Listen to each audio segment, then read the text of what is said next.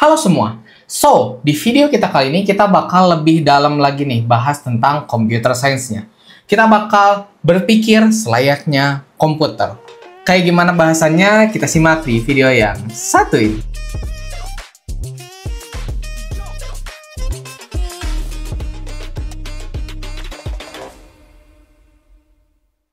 Oke, so di bahasan kita hari ini adalah tentang algoritma dan logika, oke?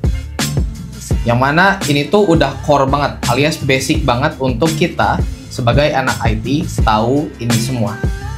Sebenarnya apa sih algoritma dan logika ini dan kenapa mereka ini menjadi sangat penting gitu ya untuk kita? Oke, kita bakal bahas. Bayangin teman-teman mau ngelakuin ini. Teman-teman mau masak mie instan. Nah, ketika teman-teman mau masak mie instan, kan pasti ada step-step yang kita lakukan. Yang pertama, misalnya siapkan alat masak. Kedua, siapkan air. Habis itu kita rebus air sampai mendidih. Habis itu baru kita masukkan mie-nya. Sambil memasukkan mie-nya, kita siapkan bumbu di piring gitu ya. Siapkan bumbu di piring. Habis itu setelah mie-nya masak, kita masukkan mie ke piring dan aduk. So, setelah 6 step ini, mie instan kita jadi dan siap dikonsumsi. Oke. Nah, ini hal yang kayaknya biasa aja gitu atau receh gitu di keseharian kita. Ternyata ini yang namanya algoritma, teman. Jadi, algoritma itu secara singkatnya adalah gimana caranya kita menyelesaikan sesuatu dengan step-step yang logis dan runut. Oke, makanya kita bilangnya algoritma and logic karena kita harus logis. Oke, ini simple banget gitu ya. Ini analoginya di keseharian kita sehari-hari. Terus apa dong ngaruhnya sama keseharian kita sebagai software engineer gitu ya, alias murid computer science gitu atau whatever it is, teman-teman. Nah, misalnya kita disuruh bikin fitur login gitu ya. Let's say kita disuruh bikin fitur login. Maka kita harus merunut dulu nih. Anggapannya di sini kita adalah seorang full stack developer. Jadi kita bikin semuanya dari awal, oke? So, langkah pertama yang harus kita lakukan adalah misalnya kita desain dulu database ya. Desain DB untuk user gitu ya. Mau username, password, email, nomor telepon, gender, dan lain sebagainya, apapun yang dibutuhkan, oke? Yang kedua, kita membuat aplikasi untuk API, oke? Yang ketiga, kita membuat service login, oke? Setelah servicenya jadi, yang keempat, kita buat halaman web untuk login. Mau itu halaman web atau mau itu halaman aplikasi gitu ya untuk loginnya. Yang kelima, kita hit alias kita integrasi sistem front dan API-nya. Oke. Terus itu baru kita lakukan testing. Jadi sebagai murid computer science gitu ya, teman-teman. Atau kalau kamu kuliah misalnya mahasiswa computer science dan lain sebagainya. Nah, hal ini tuh harus kamu perhatikan karena kamu jadinya bisa mendekomposisi sesuatu. Kenapa kita harus penting bisa mendekomposisi sesuatu? Karena yang komputer lakukan sehari-hari itu teman-teman, dia mendekomposisi perintah-perintah yang mungkin nanti bakal ditulisin jadi code. Oke? Contoh lainnya, misalnya teman-teman diminta bikin algoritma atau runutan pemecahan masalah untuk sorting. Oke? Untuk mengurutkan.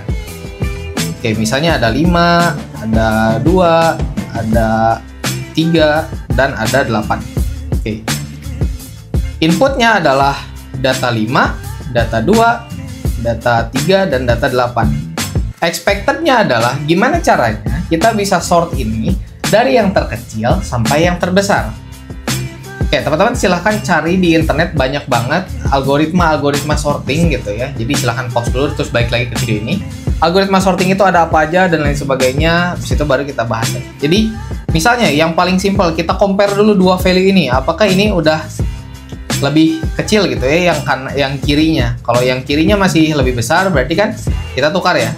Ini jadi di posisi pertama, terus ini jadi di sini. Oke. Yang ini karena belum diapa-apain, kita duplicate lagi. Oke. Kemudian sekarang yang ini dicek lagi nih sama yang ini.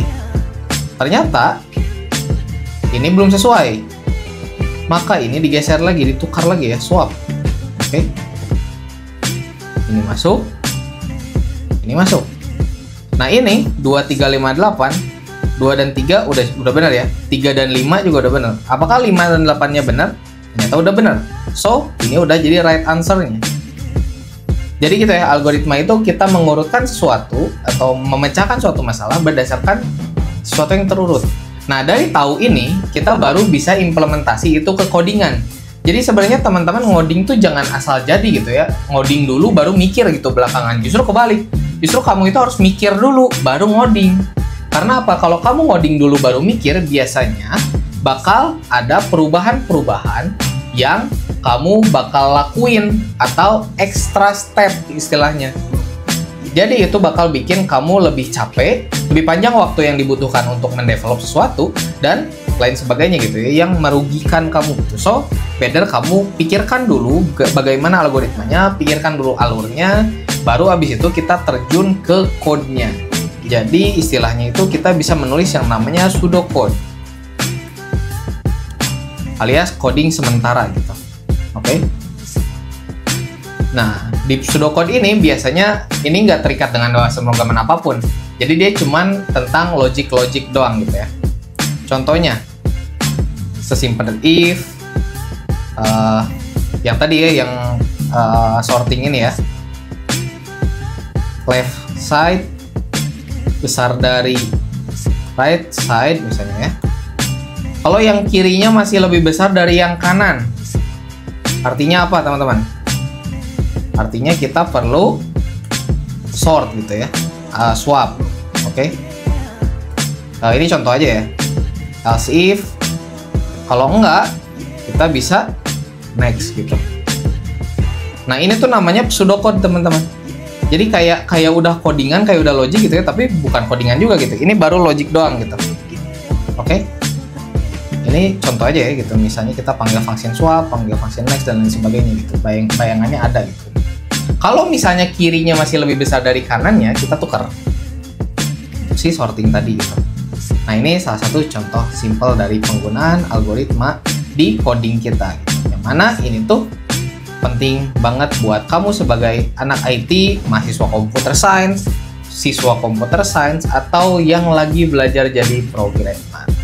So, teman-teman, mau aku bahas apa lagi nih di series computer science kita? Kalau misalnya kamu excited sama series ini, boleh tolong bantu komen, oke? Anyway, aku lagi rajin upload video tentang tech di channel ini. So, kalau kamu suka dengan video ini dan mau support aku, simply klik tombol subscribe. Begitu dulu, and as always, cheers!